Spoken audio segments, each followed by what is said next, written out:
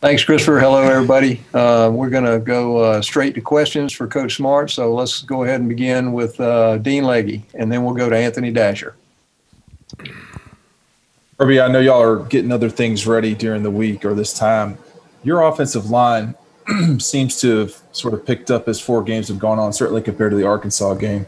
Have y'all looked at moving guys around in any way, or are you just going to kind of stick with what's working so far? You said we picked up what since Arkansas? Or are you asking about continuity? Well, it seems like the offensive line has played better since the Arkansas game. Is that correct? And then are y'all still working with guys there? Are you shuffling guys in and out or not? In spurts, we've played better. I mean, certainly the production has been better. I think they're a little more comfortable. I can't really explain the Arkansas game other than we didn't move guys and didn't execute real well. It turned into a passing game. It seemed like we threw it a lot. There wasn't a lot of run game there in the second half. But I thought they did some good things in each game.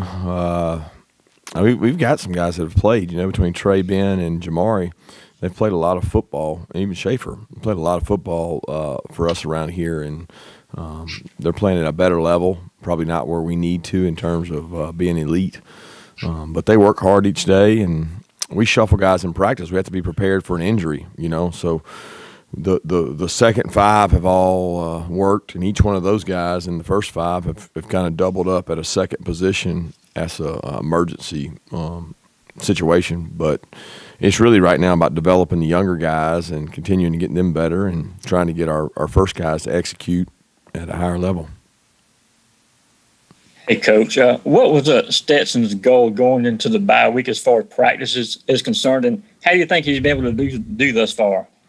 Well, first goal was to do a better job protecting the ball in terms of 2 hands on the pocket, 2 hands while in the pocket, and also when running. If you noticed, he had the one against Alabama that came out and he scooped it up. He runs with the ball in one hand, so we made a concerted effort to improve that. Second was decision making on downfield throws and check downs. And then the third thing was, putting us in the right play and making good decisions. He worked really hard on those things. Some of it's movement in the pocket, which is awareness. I thought that he could learn a lot from Jake in terms of, pocket awareness. Where are the holes at in the pocket? Where's the rush? Where can I step up? And doing some things like that. What was the second part?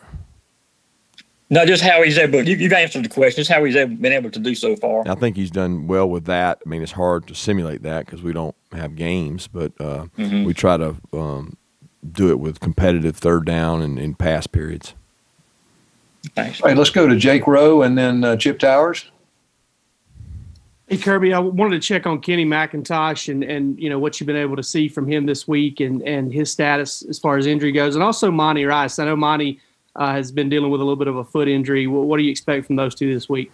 Yeah, we're hopeful on Kenny that he'll be able to play, and then kind of the same way with Monty. He's able to practice at a limited amount with his foot sprain, and he was able to go in the Alabama game. We're certainly thankful for that, and gave him some time off in the off week to recover, and his biggest thing is maintaining his cardio right now. Kirby, I just want to ask you specifically, obviously, explosives were an issue against Alabama. I think they're going to be an issue for a lot of people who play Alabama, but specifically to the big plays that they were able to hit on your secondary. Did you feel like that was a product of scheme or execution? In other words, obviously Tyson Campbell's out there on an island on that play and he slips and there's no recovery from something like that against those guys. Just your take on the explosives, and I know that's the last thing you ever want to see.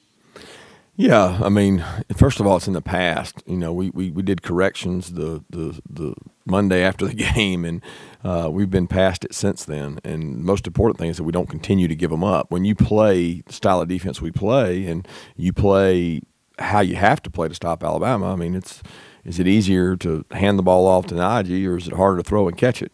I mean, you gotta be able to stop the run, and to do that, you got to be able to play some man-to-man, and it's tough because they got good guys out there. And some of those plays were explosives because of miscommunication, and some of them were guys got beat. And you're going to get beat. There's nothing shameful about getting beat in a one-on-one situation against a great athlete, but you can't hand out, you can't give out things. You can't give up a wheel route when you've got a guy man. That's not. He didn't beat us. We just didn't have discipline. You can't slip down, fall down. They didn't beat us. We just fell down. So some of them were scheme, and some of them were some really good plays they ran and getting their guys in one-on-one situations. But it was a combination of both, and we can't suffer from either and be a good team. Okay, let's go to Mark Weiser and then Mike Griffith. Kirby, your team has a pretty rigorous schedule away from home in terms of distance. You have to travel for some of these games this season. How challenging is that during a season played in COVID, and what are some of the changes made to travel as safe as possible? Yeah, the distance traveled, it's a plane, so it's like most of them are planes. So it's just minutes in terms of how much longer you have to be on the plane, and then the return home is kind of the same thing. So you're spending a little more time on the plane. But in terms of COVID protocol, we have a seating chart. We don't let certain guys of like positions sit near each other in the hopes of spreading guys out. We try to keep roommates at home close to each other because they've already been exposed. We're trying to crisscross and not have an exposure knock somebody out if somebody were to test positive. But that's the biggest difference. What about in the hotel? Anything in particular there that stands out? Don't ride the elevators. Don't ride with anybody you don't know. Don't hang around in the lobby. We have less people sitting at a table, therefore spreading out more. So we've had some precautions there that we've learned from other teams that have had issues on the road, and doesn't mean we're perfect by any means, but we try to learn. Kirby, you mentioned Najee Harris a second ago. He had 31 carries against you guys and looked like he really got in a groove. Do you have a hot hand theory or the rotation? Is it pre-prescribed? The reason I ask that, it's been since the Kentucky game last year since Georgia's had a touchdown run over 30 yards. I just wonder if there's anything to rhythm for backs or how you decide how many carries a guy gets in a row. No, I coached running backs here, and I didn't think a lot of that. I thought, a hot hand has a lot to do with it. Healthy hand has a lot to do with it. Wear and tear has a lot to do with it. We're in a long season, and ability to sustain that. I don't know what Najee weighs, but he's a big back, and big backs can handle that more. Most of our backs are 210, 212, 215, and some of them are 195. So you have to be careful about the wear and tear and the amount of carries they get simultaneous. And also a lot of it is our guys play a lot on special teams. And our guys factor in a lot of different ways. So we think if you're good enough to play, you should get an opportunity to play. And we thought there was one guy that stood out a lot better than the others. I can assure you he'd be in there. All right, let's go to Seth Emerson and then to Brandon Sudge. Kirby, I hope I'm asking this in a new way. Everyone's kind of agreed at this point the offenses are ahead of the defenses. The great offenses are ahead of the great defenses. How long do you think it's going to take the defenses to catch up? And is there you're not going to give away any magic formula you might be devising, but what's the toughest part about it? There's no magic potion to me for catching up. There's no if there's a scheme that hasn't been invented, I'll be shocked because it's the coverages that people play and the defenses people play have stood the test of time. So as the offenses innovate, the defenses try to catch up. But the game's built to entertain and score points. Nobody wants a 9-6 game. They don't enjoy that. I think it's a great thing. I think it's a physical toughness. I think it's a rock'em sock'em game. I don't think there's anything wrong with it. It can be a great game and be 9-6, but nobody's entertained by that. So the world we live in today is entertained by points. The rules are not set up to score points. I'm not saying that, but there's definitely an advantage in terms of the number of snaps offenses take. When you look at a game where somebody takes 90 snaps, that never used to happen. So as snaps go up, as the passing game increases, as the skill level increases in high school, there's less people to defend it. The best players 20 years ago in high school sometimes were DBs, and now their skill guys are wideouts, and you're trying to play catch up to cover guys. So I don't know when they'll catch up. I don't know if they'll catch up. I really don't care if they catch up. Our job is to do the best job defending those kind of offenses that we can, and we want to defend them better than others. And I think we can do that. I think we have, if you recruit well and you have good enough athletes and good enough players, you can defend great offenses better than everybody else. Doesn't mean you're going to stop them, but it does mean you can defend them better than everybody else. It means you better be able to score yourself. Hey, Kirby, I wanted to ask you about next Tuesday and the day off on Election Day.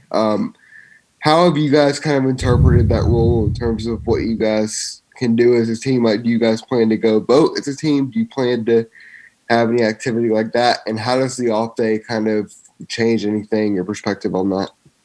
Well, I would be remiss if I answered that right now because I don't fully know. It's one of those things we've communicated and talked to people around the SEC, and I'm not really focused on it, to be honest with you right now. I got a lot to focus on with Kentucky, and we have had people come in and speak recently during the off week. We had a guy come visit with us, Steve Jones from Atlanta, who did a tremendous job and explained a ballot, how to go vote, what you're voting on, more than just who the president's going to be. There's a lot of intricacies into the ballot that our kids may not understand. So we've done a bunch of voter education things, and we've encouraged our guys to vote. And most of our kids are going out and voting, early before next Tuesday. But as far as exactly how Tuesday is going to go, I'm not sure just right now. All right, let's go to William with the red and black, and then we'll follow up with Lance from Bulldog Illustrated.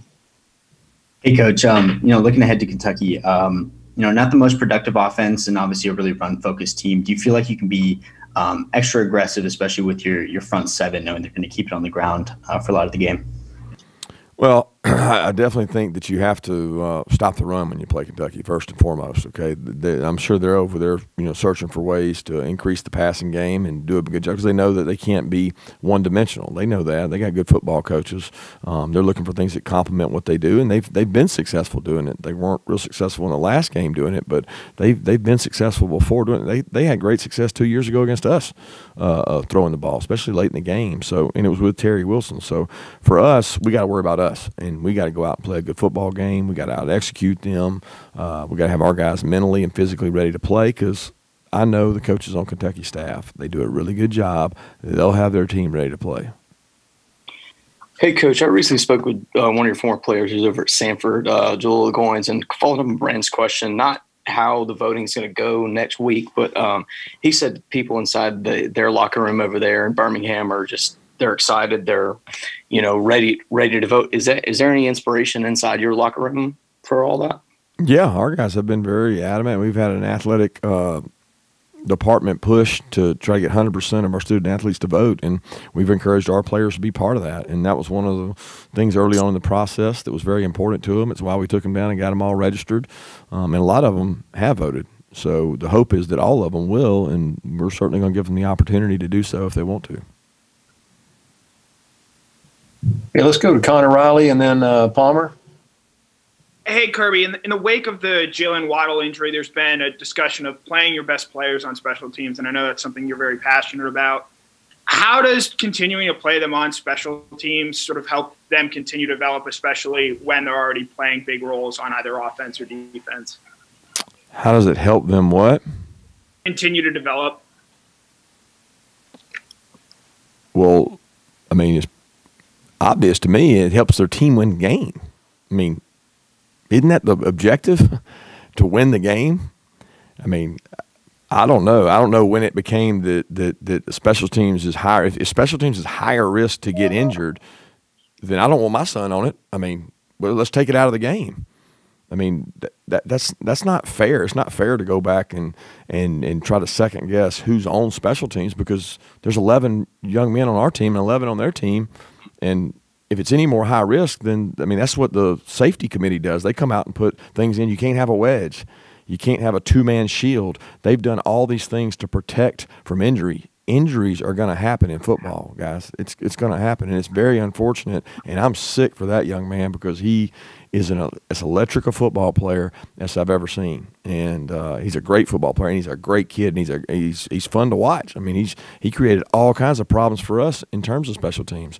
So, I mean, if you're not going to let him play on it, then what's the point in kicking it off? Let's just put it on the 25-yard line. Doesn't make sense.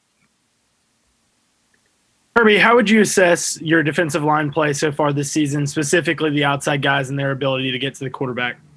I think we've been more disruptive. I think Dan and the defensive staff have done a great job creating ways to make those guys more effective, whether it's dropping them, rushing them, covering them. I mean, they've added some wrinkles that have helped us and allowed those guys to make some plays and statistically improve in terms of hits and sacks and things like that. We still got a long way to go. I mean, look, our last performance wasn't our best, but we won't be defined by it either. We got time for 2 more questions. Anybody want to jump in?